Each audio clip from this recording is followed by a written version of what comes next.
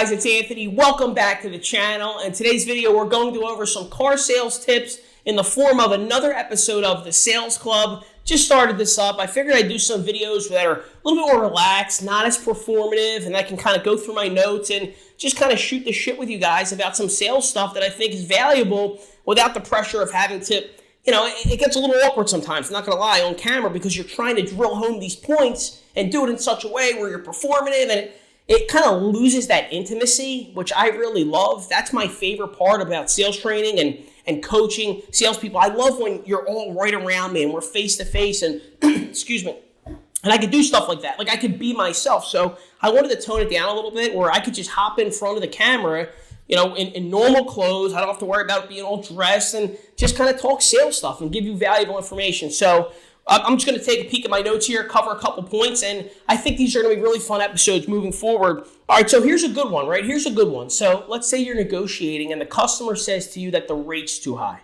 The interest rate's too high. This is going to happen a lot right now because rates are high across the board. A couple things that I put here is for your customer that says that, I want you to ask them, well, let me ask you this, Mr. or Mrs. Smith, what's your current interest rate? What are you paying right now in terms of interest? The honesty is that the honest point is they're probably not even going to know.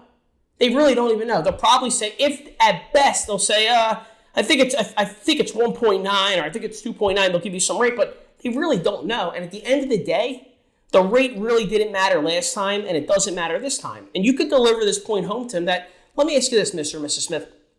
Let's say you were satisfied with the rate, but the payment was still too high. Would you say yes to doing the deal right now? And the answer is no, because ultimately it comes down to the payment. Regardless of what the rate is, the rate's just one piece of the puzzle. And you could say to them, the rate is just one piece of the puzzle. I totally get it, but it is just one piece, albeit an important piece. But at the end of the day, I know it comes back down to the payment. So let me ask you this. If I could find a way to back into your payment goal, whether it's with buying down the rate, right? You could say that, buying down the rate, a bank coupon. These are word tracks you can use. And ultimately find a way to back into your payment goal. Leave that up to me. If I could find a way to do that, ultimately, would that work for you? Would that make a deal happen for you? Because at the end of the day, remember this, only two things matter. This is a close that I truly believe in. You can explain to your customers, only two things matter. The car that's going to be in their driveway tomorrow when they go to work, when they take, Bobby to basketball practice, Susie to soccer practice, the car they go to pick up their girlfriend to go to dinner in, that car, right? That car and the monthly payment. Because that's how we budget. We budget on a monthly basis. So just ask them, what was your rate last time? Even if they know it, you can ask, and what about before then? Right? What about before then? What about the car before that? They definitely don't remember, right? They definitely don't remember. They are trying to satisfy their need to get a great deal, understandably. But you got to just kind of, force them to be honest with you too, that at the end of the day, the rate isn't the be-all, end-all, because if you were happy with the rate, but the payment was too high, you wouldn't say yes anyway. And they would probably say, yeah, you're right, because it does come down to the monthly payment. So remember that. Another little thing too, let's say we're working with a customer who's credit challenged, right? The credit challenged customer, let's say their score is a 525, right? I like to create a sense of a bond between myself and the customer, almost like we're in this thing together. And I'll say, listen, our score right now is a 525, right? Our score, like we're in this together, not your score is a 525, and I make them feel bad about themselves. Our score is a 525, and we need to find a way strategically to get the best approval possible for ourselves, right? For ourselves. Like we're a team, right? We're working together. So just a little note I put there, it's a sense of ownership.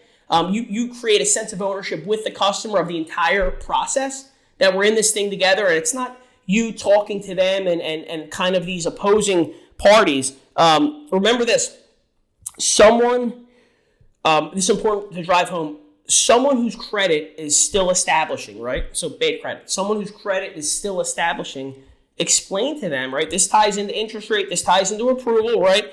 Explain to them that they're actually in a bank-protected situation. They're in a bank-protected situation. This is, ironically enough, a silver lining because their score is still establishing. The bank typically would view someone with a lower score like we have, right?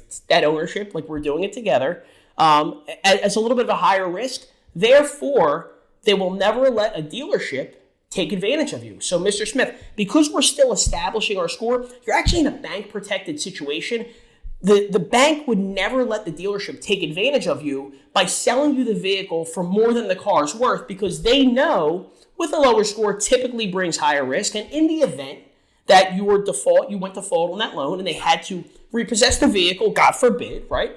They don't want to be stuck with a loan that's way higher than the car's value. So they actually protect you in that regard. So it's a silver lining. Yes, there are some parts of the deal, like let's say you've already discussed interest rate, that may be a little higher than you would love. But with that being said, you're getting a great deal on the vehicle because the bank's protecting and preventing the dealership from ever taking advantage of you, which we wouldn't do anyway. But with that being said, it does put you in a little bit of an interesting situation, and there is a silver lining there as well. So you can explain it to your customer. That's for a customer who maybe wants to wait until their score goes up. You can explain to them that not that we're going to take advantage of you down the line, but the structure of the deal is probably going to come out to being the same because the bank's going to force us to sell the vehicle for below market value, right, in order to get the deal funded. So, and then you could dive into a number of things as to why they shouldn't wait. Trade value is going to go down. Vehicle prices continuously go up from a historical standpoint, all these other things. But just remember that if their score is lower, they're in a bank-protected situation that prevents them from getting taken advantage of, by a dealership.